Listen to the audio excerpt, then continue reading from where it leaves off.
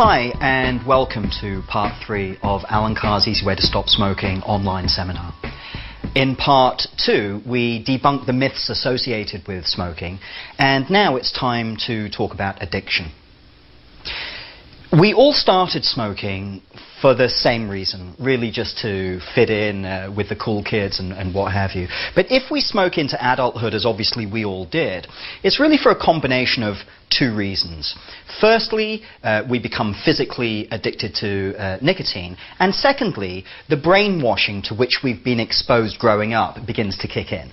And it's really a combination of these 2 things, physical addiction to nicotine and the brainwashing, that kind of locks the trap shut. Now, I'm going to deal with these 2 topics separately. First, I'm going to deal with physical addiction to nicotine, and then I'll move on to the brainwashing. Now, I'm sure that you have come to this conclusion already independently, that at some level you must be physically addicted to nicotine. But what is physical addiction to nicotine? And I think just as importantly, what is physical withdrawal from nicotine? You see, for me, these are 2 of the most misunderstood concepts in modern medicine, and I want to take a couple of minutes. You know, if you're going to become a happy non-smoker, then it's absolutely critical that you have a really good working understanding of these issues. Now, nicotine is one of the most powerfully addictive drugs known to man. The process of addiction is initiated after just one cigarette. One cigarette. It is the speed with which it hooks its victims, which is where nicotine takes its real power from. But the great news is that actual physical withdrawal from nicotine is very, very weak indeed. And in fact, this is one of the subtleties of the nicotine trap. And this weakness is demonstrated by the withdrawal process itself. Now, the vast majority of smokers, they believe that they only go into withdrawal from nicotine when they try to stop smoking. This is not true. The reality is that smokers go into physical withdrawal from nicotine the second they put out a cigarette. 20 minutes after putting out a cigarette, your body is 50% nicotine-free. After 1 hour of not smoking, your body is 75% nicotine-free. During that first hour, in a sense, your body has gone through the worst physical withdrawal that you will ever experience, because this is when the drug is leaving your body at the highest rate. But the truth is that even chain smokers can and do go several hours a day without smoking. It doesn't bother them in the slightest. If you smoked a cigarette, very last thing before you went to sleep at night and put it out, after 6 hours, if you slept for 6 hours, when you wake up in the morning, your body is 97% nicotine-free. During the night while you've been asleep, your body's been going through physical withdrawal the whole... I mean, this is a physical, a chemical process. It doesn't stop just because you've gone to sleep. The point I'm trying to make here is that physical withdrawal from nicotine is so mild that it doesn't even wake you up. I mean, even heavy smokers routinely sleep through the night, going through physical withdrawal from nicotine the whole time. And it's so mild that it doesn't even wake them up. I mean, what are we so scared of here? The feelings of panic and anxiety that many smokers refer to as physical withdrawal from nicotine actually are not caused by physical withdrawal from nicotine. In fact, they cannot be caused by physical withdrawal from nicotine. Because if it was physical withdrawal from nicotine that was creating these feelings, every smoker would wake up every single night several times to smoke. This doesn't happen. This is a critical point, and it's well worth repeating. Whenever a smoker is not smoking, they are in physical withdrawal from nicotine. But the truth is that physical withdrawal is so slight, they barely even notice it. So how is it that a heavy smoker can sleep for 8 hours going through physical withdrawal from nicotine the whole time? It doesn't bother him the slightest. Yet when he's trying to quit smoking, he can have a nick fit of biblical proportions seconds after putting out his final cigarette. It just doesn't make any sense that this is physical withdrawal from nicotine. It has to be something else. We are forced to consider the possibility that these feelings of fear, of panic, of anxiety, they are nothing to do with physical withdrawal from nicotine. When I talk about this topic, I'm often reminded of something that happened to me a couple of years ago. I was spending some time with my brother a couple of years ago, and I ended up babysitting my 9-year-old nephew for an evening. And when it came to bedtime, he was playing his PlayStation, like most kids, and pretty reluctant to go to bed. So I said to him, "Okay, you know, it's time to go to bed. Let's go." And of course, he just carried on playing his PlayStation, completely ignoring me. But when it became clear that I was going to insist that he put this thing down and went to bed, my little angel turned into a little devil, and I'm sure you've seen the same thing yourself on many occasions. I mean, this little guy threw a major tantrum. He was sweating, he was shaking, he's gone bright red, he's pounding the carpet with his fist. If I'd put a heart monitor on him, you know, it would have been off the scale. Now, these are genuine physical symptoms. There is absolutely no question about this. But was there a physical cause of these symptoms? Of course not. They started up here. These feelings are caused by conflict. They're caused by, in this case, the conflict of wanting to keep playing PlayStation, but not being allowed to stop, or being forced to stop. And most parents, or many parents, have been down this path. I want to keep playing. You're going to bed. I want to keep playing. You're going to bed. But this is my best score. You're going to bed. I've got to keep playing. You can't. I want to. You can't. Ah! That's where these feelings come from. It's nothing to do with physical withdrawal from PlayStation. It's to do with conflict.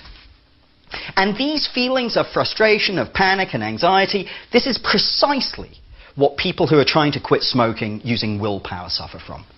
You see, it's the conflict again. They want to quit, but because they believe that the cigarette helps them relieve stress or relax, they also want to smoke. This conflict can be excruciating. I want a cigarette. I can't. I want one. I can't. I want one.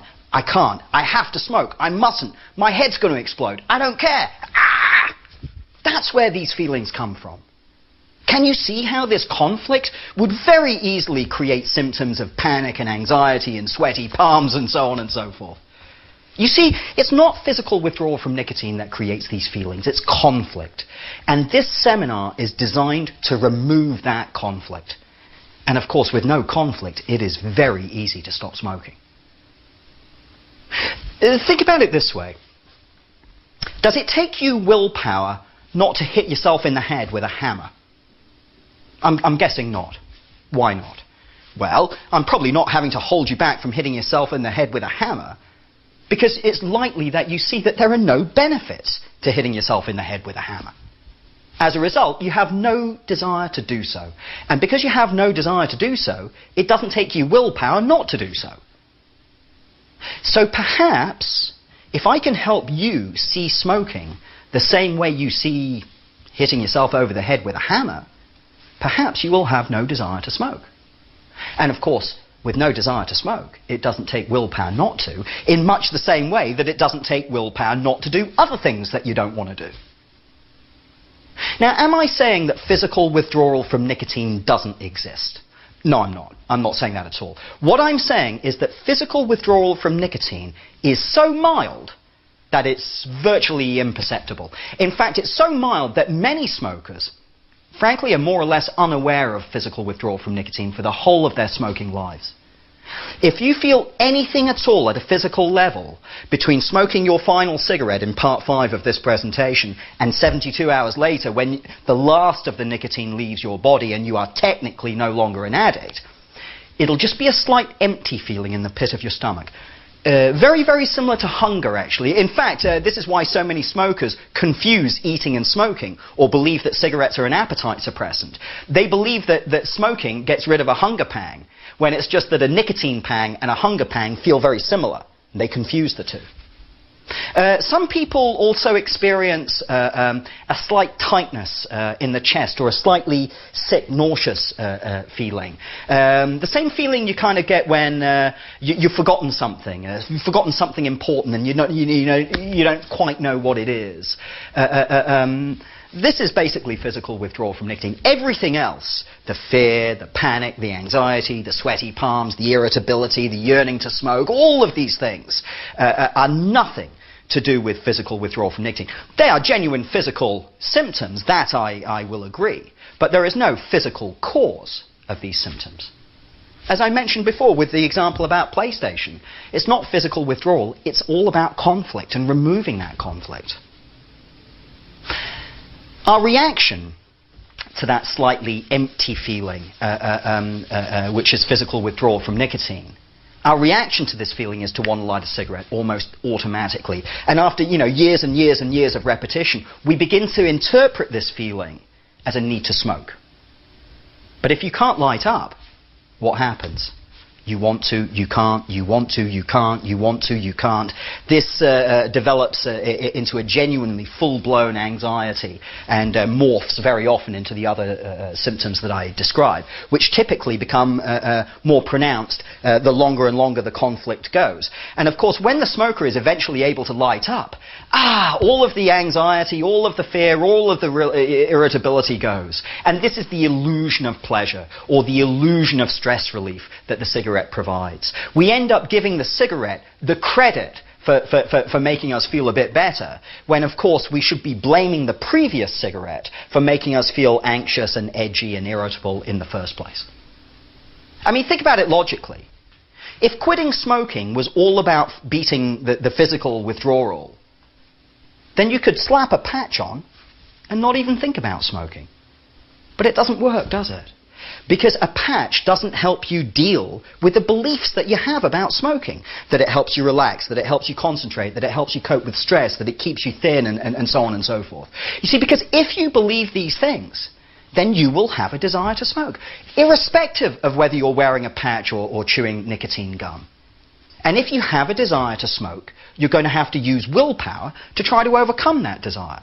And of course, as we've already seen, whenever willpower is involved, it is a sure recipe for misery. In his best-selling books, Alan Carr describes the physical aspect of nicotine addiction as the little monster. Now, on its own, this monster has absolutely no power, apart from the power you give it. The reality is you sleep through this feeling of withdrawal every single night when you go to bed, and it's so mild that it doesn't even wake you up. The reality is that you can squish this little monster. It is utterly insignificant. The danger of this little monster is that it feeds the big monster. And the big monster is the brainwashing. And that's really what we're going to spend the rest of part 3 talking about. Now, if you have grown up in North America or Western Europe or, quite frankly, any market that has a high degree of TV and movie penetration, then your exposure to the brainwashing is likely to be fairly profound. It starts very young and it goes surprisingly deep, actually. Let me give you an example. When I visit Los Angeles, I usually stay with some friends of ours, Anne and John. And my friends Anne and John are a typical LA couple, actually. Fascist anti-smokers. They don't know any smokers. They don't want to know any smokers. They won't have smoking workmen in the house. I mean, the whole 9 yards. Anyway, one of the times I was visiting them, I was playing with their son Max, who is, I think, probably 4.5, somewhere around there. And I was drawing these little shapes, and I wanted him to colour in these shapes. And I turned around and looked at this young boy, and he was sitting there smoking one of his colouring pencils. Now, I remember doing this when I was a child, but you see, I know where I got it from. I mean, everyone I knew smoked. All of my parents smoked, every adult that I knew smoked, and I was just copying them, trying to emulate them. But I'm thinking, where has Max got this from? Where on earth has he got this from? I mean, I doubt this little boy had ever even met a smoker. And then I thought about it for a minute, and I think, well, he's sitting in the back of Anne's Jeep in his little booster seat driving around the town. He sees people sitting in traffic smoking. He sees people standing outside office blocks smoking. He sees people on the decks outside restaurants smoking. TV. I mean, it's all over TV, isn't it? Do you remember those old war movies? Guy's about to be shot by a firing squad. What's his last request? That's right, cigarette. Think about that for a moment. How do you think a young child would interpret a scene like this in a movie? Wouldn't they be led to believe that the cigarette was, I don't know, better than special? Because even when confronted with certain death, So long as I have my little friend, everything will be okay. Can you see that these are very, very powerful messages to send to very, very young children? Yeah. And let's face it, the tobacco industry are absolute masters of marketing. In 2006, the tobacco industry spent an estimated $15.5 billion on promoting tobacco in the US. Considering they're not allowed to advertise on radio, they're not allowed to advertise on TV, they're not allowed to advertise outdoors or in most magazines. Boy, spending $15.5 billion, that's quite a feat, isn't it? I mean, tobacco companies claim that they're using this money to fight for market share among adult smokers. But there are many very, objective commentators who look at this and they question this claim. I mean, only about 10% of smokers switch brand every year. And that values the switching category among smokers at around $5 billion a year. Still a big market, but $5 billion a year. You tell me, who would spend $15.5 billion competing for a sector worth $5 billion? It just doesn't make sense. The reality is that when you're in an industry where you're killing 4 million of your own customers every year, recruiting new customers is a commercial imperative. Now, given that virtually no adults ever start smoking, the industry's only option is to market to young people. And the younger, the better. Without being seen to be marketing to minors, you have to market to as young a demographic as possible. And there are many examples of this. Throughout the 70s, the 80s, the 90s. I mean, think of the Joe Camel character. Think of the Marlboro logo being on screen for over 4 minutes during one of the Superman movies. Think of Bruce Willis chain-smoking Marlboro Red in Die Hard. You know as well as I do, nothing appears on a screen unless someone has paid for it. Do you really think that the cigarettes appear on screen by accident? The tobacco industry has always had a love affair with Hollywood. And it has always used Hollywood as the primary vehicle for communicating the glamour of smoking. I mean, think back to the old days. Marlene Dietrich, Betty Davis, Greta Garbo, Humphrey Bogart, Spencer Tracy, Cary Grant, John Wayne, Bruce Willis, Leonardo DiCaprio, Brad Pitt, Sissy Spacek, Sarah Jessica Parker, Sharon Stone, Julia Roberts. I mean, what better ad could you have than all these people smoking, smoking, smoking? And it's still going on today. Really, what better ad could you have than seeing all of these great Hollywood stars and personalities smoking on screen?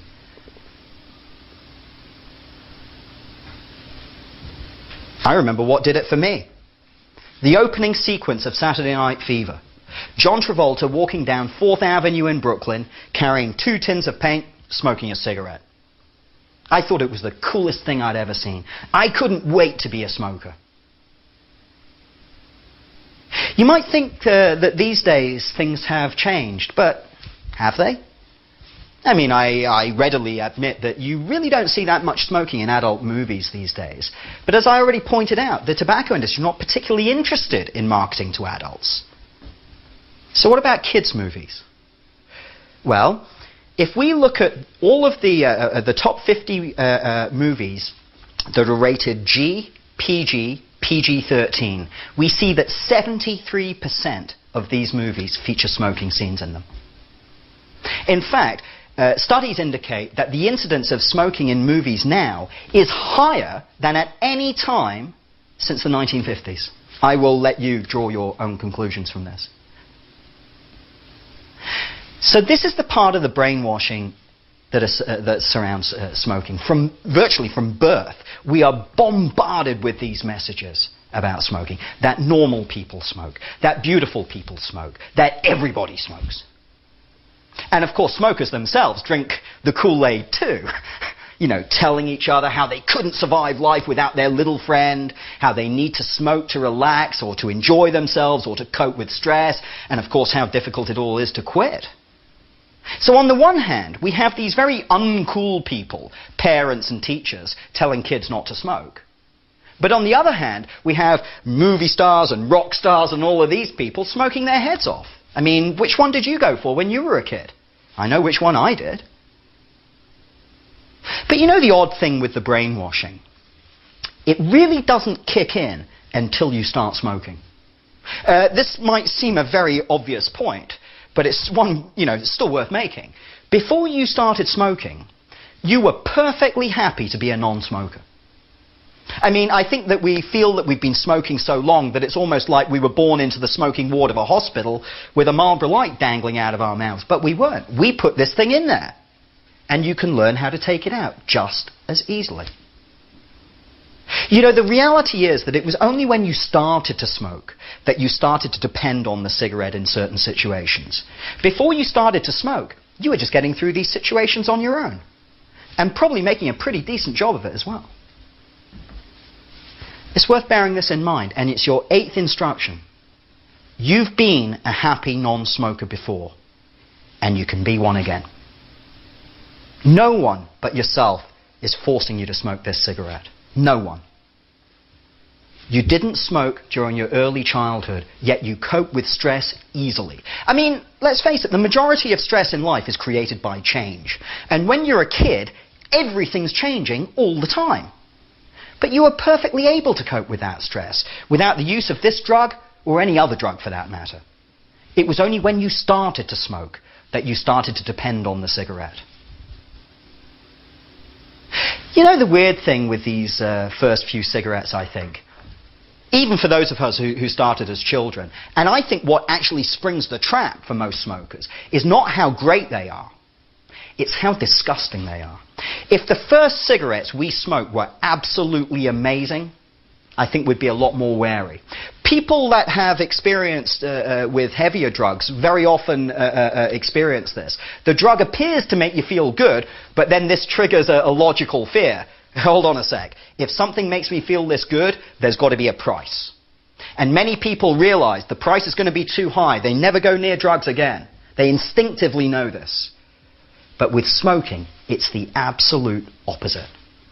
For most young smokers, and by most I mean maybe 99% of young smokers, those first cigarettes are absolutely disgusting. And in our young minds, we just can't believe that we could get addicted to something so awful. The added fact that the cigarette doesn't even get you high, this is what seals the deal for most young smokers. Because they now feel very safe and very secure in the knowledge that they could never get addicted to a drug that A, is disgusting, and B, doesn't even get them high. What they fail to realize is that pleasure does not necessarily equal addiction. We see smoking those first cigarettes in much the same way that we see other adolescent activities. Your first alcoholic drink, the first time you drive a car, the first time, your first sexual experience, the first night out with friends, and so on. We see this as a kind of fairly innocent rite of passage, I beg your pardon, but we now know something very different. That young child, is taking their first dose of this extremely addictive substance. And when they put out the cigarette for the first time, and the nicotine begins to leave the body for the first time, and the body goes into quote-unquote physical withdrawal from nicotine, we get this very, very slightly empty feeling in the pit of your stomach. Very, very similar to hunger. Now, this is happening at such a low level that at a cognitive level, we're not even aware of this. This is all happening well beneath the level of our conscious mind. Now, if the child had not smoked a second cigarette, then the nicotine just worked its way out of your system, everything goes back to normal. But you didn't do that, and I didn't do that. We interrupted this cycle by smoking a second cigarette. And when you lit that second cigarette, it restored the nicotine to your body, and that slightly empty feeling went away. And at this point, your subconscious brain made a connection. At this point, your subconscious brain says, oh, okay, I get it. I need this to get rid of this. What your subconscious brain didn't understand is that this was created by the previous cigarette. And this is the scam. This is the con trick of all drug addiction. Picture a heroin addict withdrawing from heroin. I don't know if any of you have experienced this or you work with addicts, but I see this on a very frequent basis. These guys are in absolute agony. They're sweating, they're shaking, the major muscle groups are cramping, they feel like their joints are going to explode. They're in absolute agony. And then picture the relief. Bang! When they can shoot up and reintroduce the drug into their system. All of these horrible symptoms just washed away, replaced by this feeling of normality, really. Does that sound like pleasure to you? If you saw that process going on in front of your eyes, would you sit there and think to yourself, boy, that looks like fun. I'm going to go and get me some of that stuff. Or would you know very well that all of these horrible symptoms were created by the previous dose of the drug? It's so obvious, isn't it, when you look at other people's addictions. Well, guess what, guys?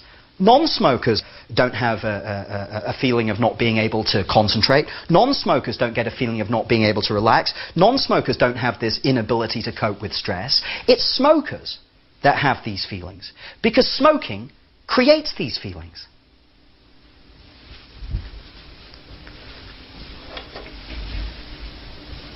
The first cigarette of the day illustrates this illusion perfectly. For many smokers, it's the most important cigarette of the day. It's not often a particularly enjoyable cigarette, but it's often the most special. And the reason for this is that when we wake up in the morning, we go through a process of removing aggravations that have built up during the night while we've been asleep. So you have a full bladder, so you go to the restroom. You feel a bit dopey, a bit sleepy, so you splash some water on your face, or you jump in the shower. You're hungry and thirsty because you haven't eaten and drunk for several hours, so you spark up some coffee, or you grab some juice, or whatever. But a smoker has another little aggravation, because for 8 hours, this little guy hasn't been fed.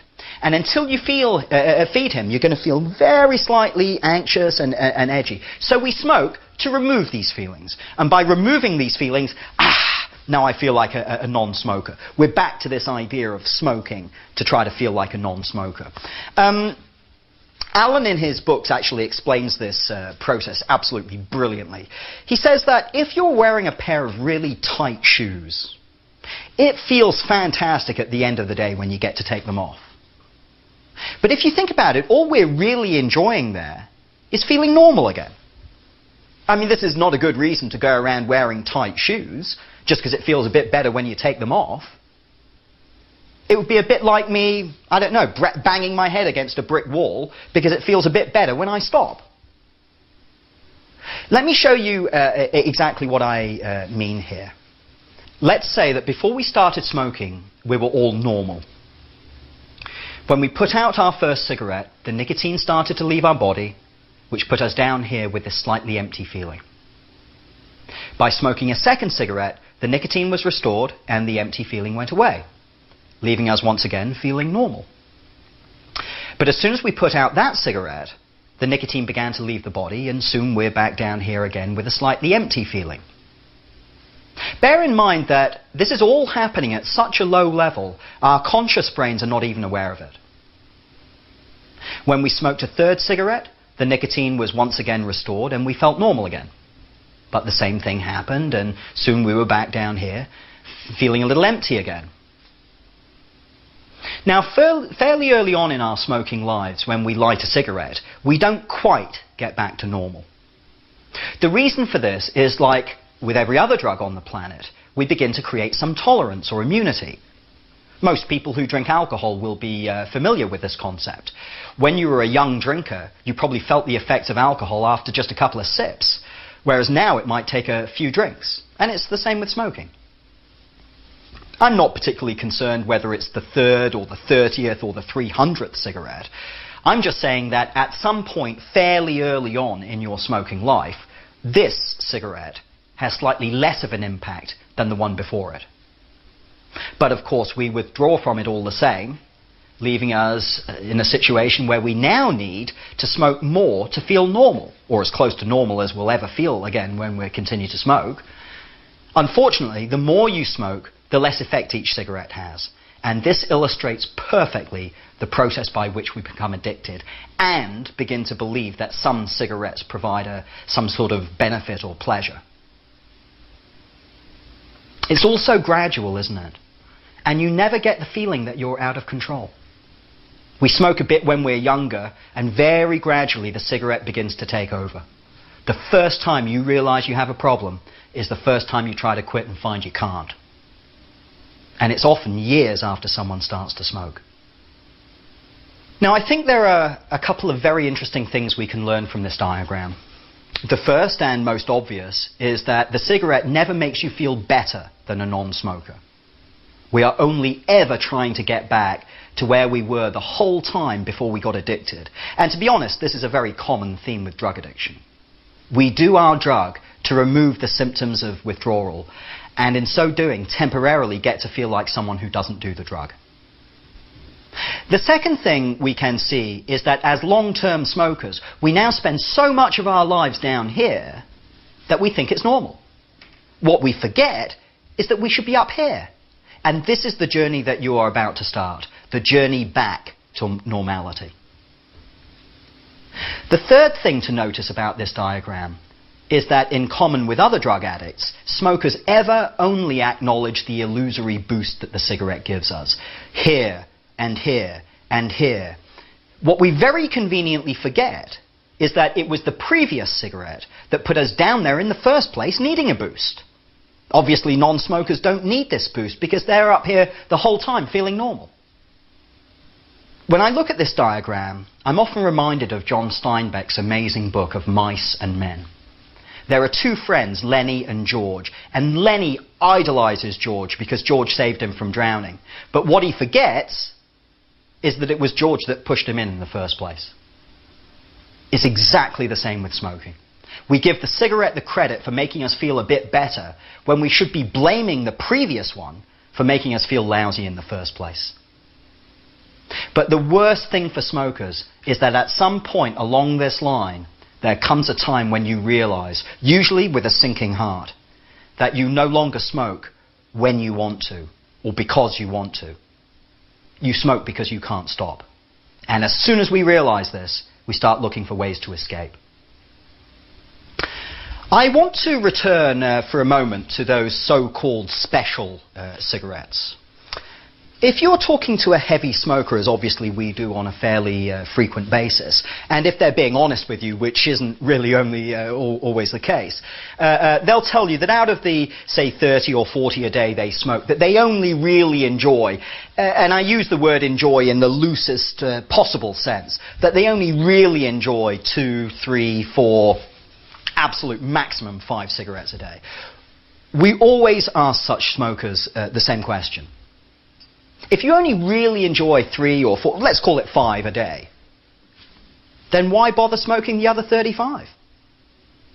Actually, this is a very, very, very good question. Bear in mind, we're not telling these guys to stop smoking. We're just telling them to stop smoking the ones they don't enjoy. Can't do it though, can you? At this point, some smokers will mumble something about habit or something like this, but, you know, I don't buy it. I mean, don't misunderstand me. I think there is a lot about smoking that is habitual. But smoking itself is not a habit. And even if it was, why would it be so difficult to break? I mean, we make and break habits all the time, don't we? I mean, I live here in North America, and obviously I drive on the right, but I fly to the UK several times for meetings and conferences and so on, and I pick up my hire car at Heathrow, and I drive on the left. I'm in the habit of driving on the right, but I change that habit.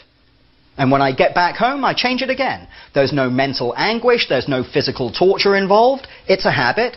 You change it back. If smoking was a habit, why would it be so difficult to change? Let's think about it this way. Let's assume for a minute that you work with someone who is, I don't know, a crack addict, say.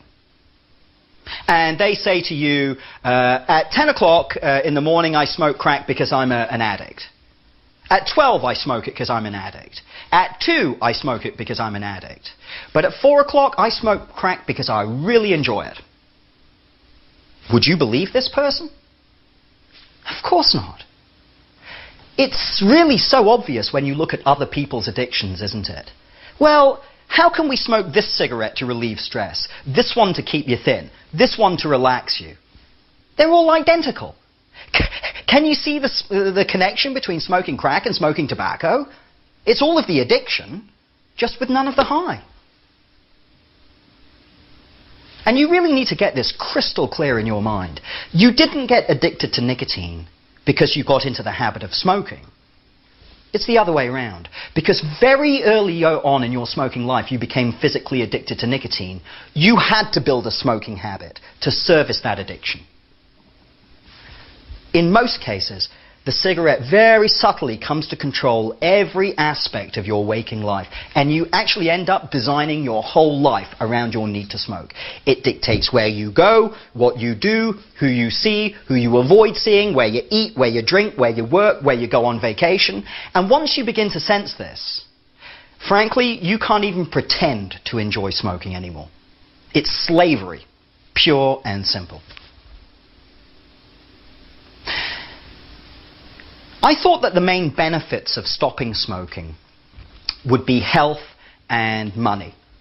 And while these two things improved very, very dramatically when I quit smoking, it has been the many other smaller things that I never associated with smoking that, ironically, I've ended up enjoying the most. For example, my energy levels. When I was a smoker, I just never had any energy. I would wake up tired, drag myself through the day. By 3 o'clock in the afternoon, I could have gone down and had a nap. Like a toddler. Yet this was a 20, 30-year-old man supposed to be in the prime of life. It was crazy. About the third day after I quit smoking, I woke up crackling with energy. I felt like a cell phone that had been charged up overnight. It felt absolutely fantastic. And those energy levels have stayed with me until this day. And people talk about putting weight on when they stop smoking. I lost tons of weight. I lost 35 pounds in the first 4 months after I quit smoking. You see, I had never thought about the impact that smoking had on other areas of my life. For instance, I was a terrible eater when I was a smoker.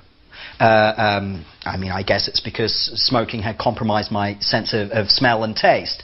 So I tended to eat foods that were very high in salt, very high in sugar, very high in fat. I mean, these were the only foods I could taste, really.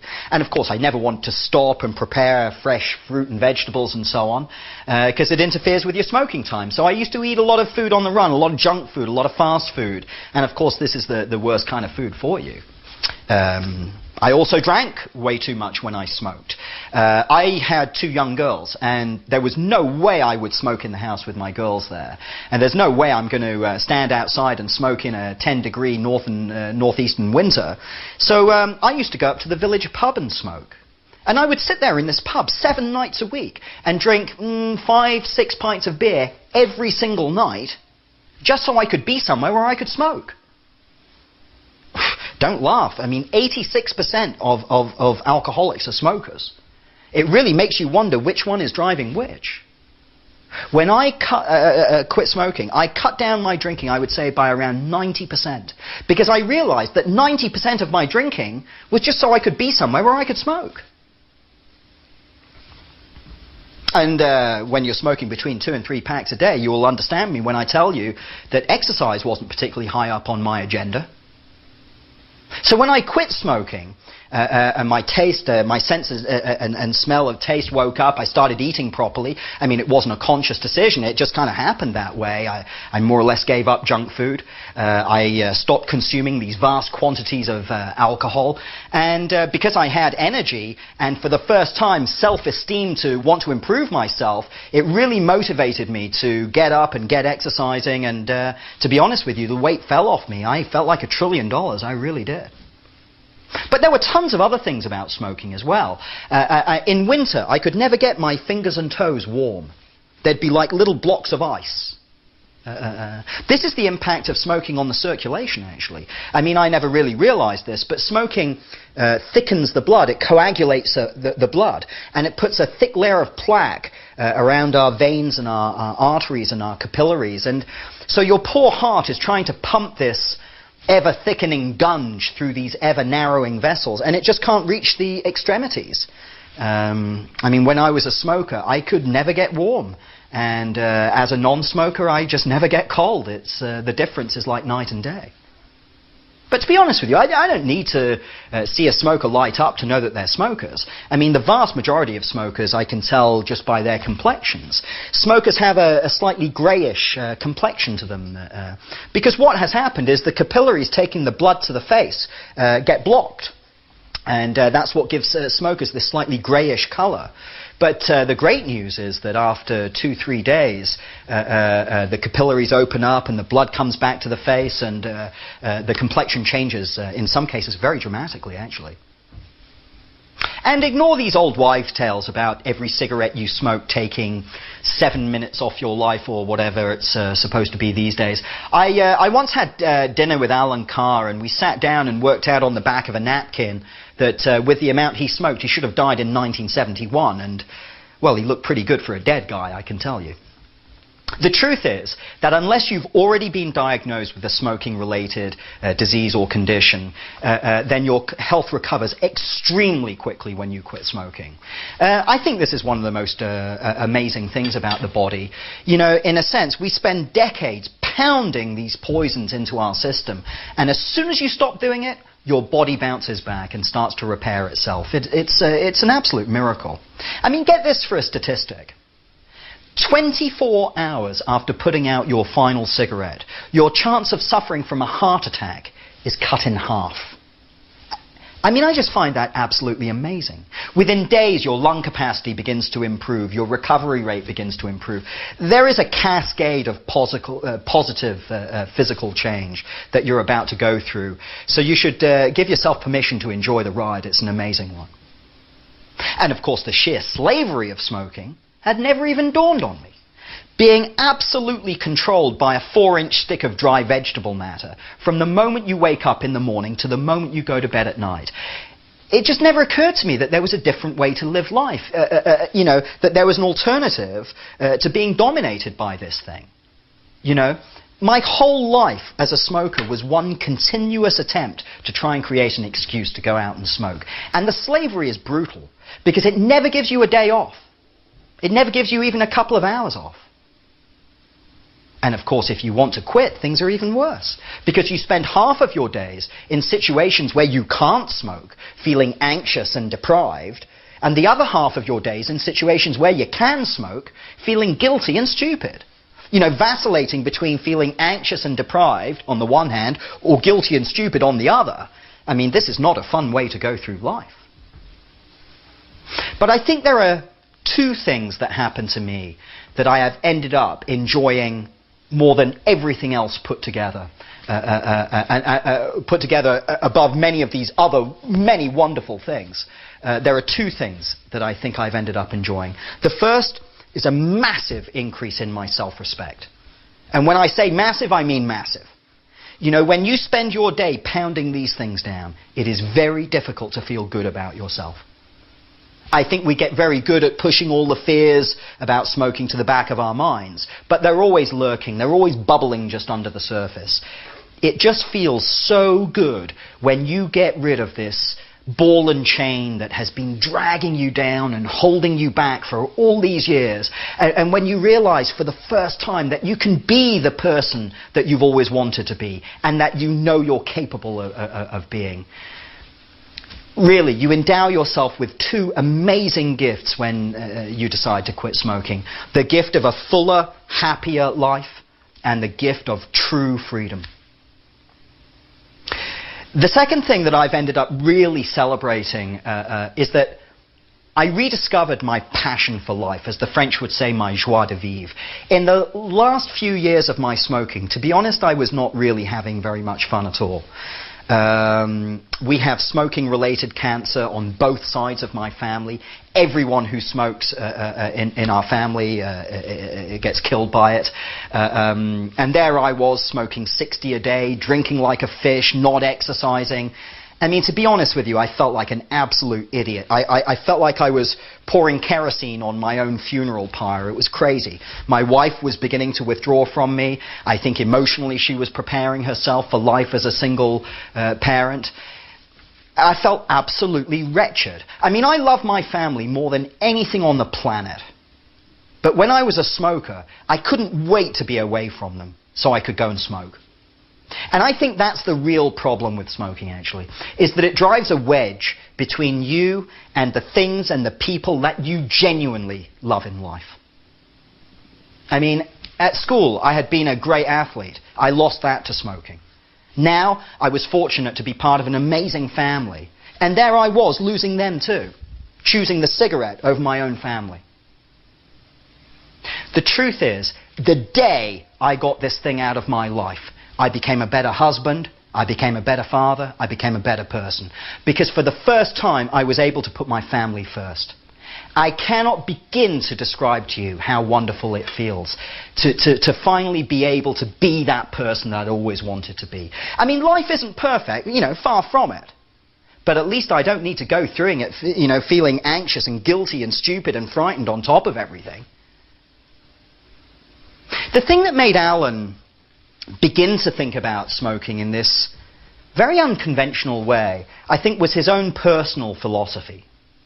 Like many very intelligent people, Alan had a very simple philosophy on life. Basically what he was saying is that, I don't know, irrespective of how you think we got here, to argue that we are somehow incomplete without cigarettes is to argue that we're either smarter than forces of nature or we're smarter than God. And I don't know about you, but it just doesn't smell right to me at all. I mean, if we were supposed to be smokers, we would have been fitted with a filter to filter everything out. But we weren't. So they stick them on the end of cigarettes. But of course they don't work properly. I mean, because if they worked properly, you wouldn't get any nicotine. And if you didn't get any nicotine, what's the point of smoking? I mean, don't take my word for it. In 1989, Philip Morris, the biggest tobacco company in the world, launched a brand of cigarette called Next. And this cigarette was described by many people as every smoker's dream. Supposedly it was a safe cigarette. What had happened is that they had found a process for extracting the nicotine out of tobacco. I suppose a little bit like decaffeination and coffee beans. So no nicotine, not addictive. And then there was a mechanism in the filter that absorbed all of the tar. So no nicotine, not addictive. No tar, can't kill you. I think every smoker in California, this product was test marketed in California, I think every smoker in California bought a pack of these things. But they only bought one. Because as soon as they realized that there was no nicotine in these cigarettes, well, what's the point of smoking?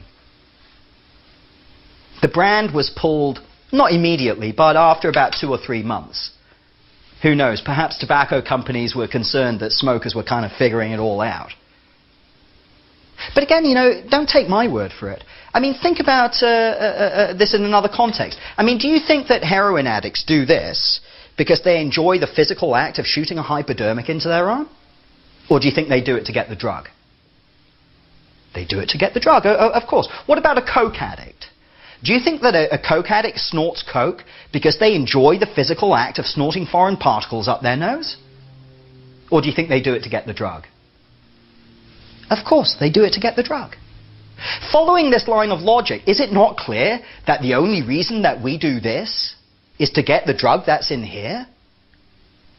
I mean, this point is reinforced by the fact that the market for tobacco-based cigarettes in the US is over $50 billion, and the market for non-tobacco cigarettes is about 22 million.